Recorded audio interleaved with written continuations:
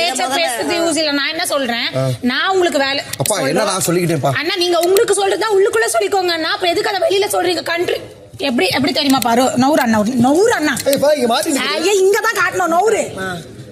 இது வந்து ஃப்ரெண்ட்ஸ் படத்தை விட காமெடியா போகுது.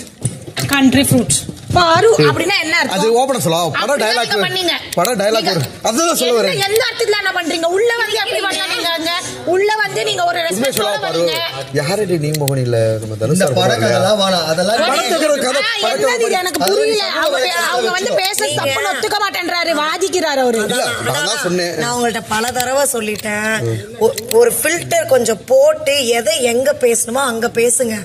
இந்த வார்த்தைகள் எனக்கு அது கூட அர்த்தம் கிளீனா தெரியாது.